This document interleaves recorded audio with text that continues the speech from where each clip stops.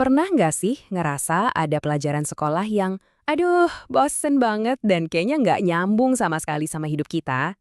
Hari ini, kita bakal ngintip gimana sebuah kelas ekonomi yang tadinya abstrak diubah total jadi pengalaman belajar yang praktis, bermakna, dan pastinya jauh lebih seru. Coba deh ingat-ingat lagi, pasti ada kan satu mata pelajaran yang isinya cuma teori, hafalan, dan kita tuh bingung. Ini nanti beneran kepake buat apa sih di dunia nyata? Rasanya jauh banget. Nah, kita akan melihat sebuah pergeseran yang keren banget. Dari cara lama yang cuma ngandelin ceramah dan hafalan, ke sebuah pendekatan baru yang benar-benar pakai proyek dunia nyata dan teknologi, biar belajarnya jadi hidup. Oke, kita mulai dulu dari akarnya ya. Masalahnya apa sih? Bayangin deh, ada kelas ekonomi tapi murid-muridnya ngerasa semua teori yang diajarin itu ngawang-ngawang, nggak ada hubungannya sama sekali sama kehidupan mereka. Nah, itu tantangan utamanya. Dan masalahnya tuh bukan karena muridnya nggak pinter loh. Mereka bisa banget kalau disuruh ngejelasin konsep inti kayak kelangkaan. Tahu kan? Keinginan manusia kan nggak ada batasnya. Tapi sumber dayanya terbatas. Terdengar pinter kan? Tapi ya itu dia masalahnya. Pengetahuannya cuma sebatas hafalan di kepala. Nggak pernah benar-benar klik atau mereka rasain sendiri.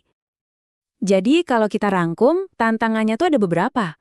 Konsepnya abstrak. Cara ngajarnya yang ceramah doang bikin bosen, bikin ngantuk. Buku pelajarannya juga gitu-gitu aja. Hasilnya, ya murid cuma ngehafal buat ujian, bukan bener-bener mikir kritis atau menganalisis sesuatu. Lalu gimana dong cara ngatasin ini semua? Nah, disinilah inovasinya masuk. Ada sebuah proyek keren namanya Priority Planner. Tujuannya, mengubah teori yang membosankan itu jadi sebuah karya digital yang dibuat langsung sama murid-muridnya. Nah, ini dia bagian paling pentingnya. Murid-murid ini nggak dikasih kasus bohongan atau contoh dari buku. Mereka diminta buat bikin perencana prioritas keuangan berdasarkan hidup mereka sendiri, uang jajan mereka, apa yang mereka pengen beli, apa yang mereka butuhin sehari-hari. Jadi langsung relevan kan? Prosesnya pun dibuat cerdas banget dan terstruktur. Jadi gini, pertama mereka pakai Google Docs buat menganalisis kelangkaan versi mereka sendiri, misalnya uang saku bulanan. Terus yang kedua, mereka pindah ke Google Sheets buat misahin mana kebutuhan, mana keinginan, dan bikin skala prioritas.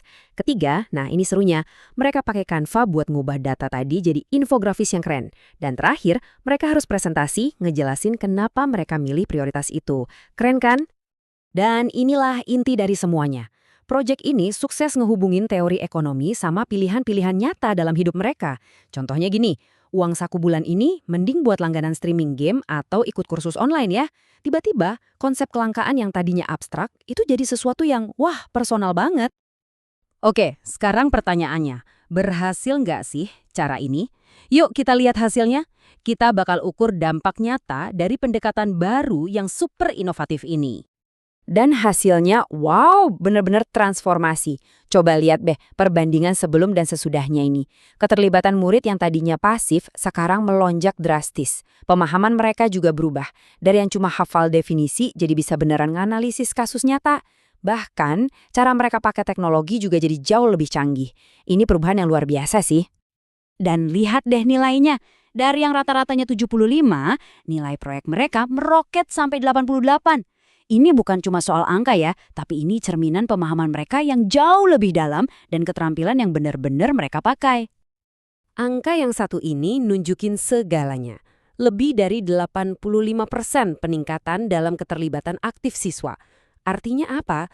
Hampir seisi kelas itu udah nggak cuma duduk diam, tapi mereka aktif mikir, berkreasi, dan kerja bareng. Suasana kelasnya pasti beda banget. Tapi kita nggak bisa berhenti di sini. Karena proyek ini tuh lebih dari sekedar pelajaran ekonomi biasa. Ini soal membekali mereka dengan skill-skill penting buat masa depan. Jadi mereka tuh nggak cuma belajar ekonomi loh, mereka juga jadi jago literasi digital, belajar mikir kritis, kreativitasnya keasah, bisa kolaborasi secara real time, dan yang pasti kemampuan komunikasinya juga terasah pas presentasi. Wah, ini sih paket komplit keterampilan abad ke-21. Nah, semua ini akhirnya membawa kita ke satu pertanyaan besar.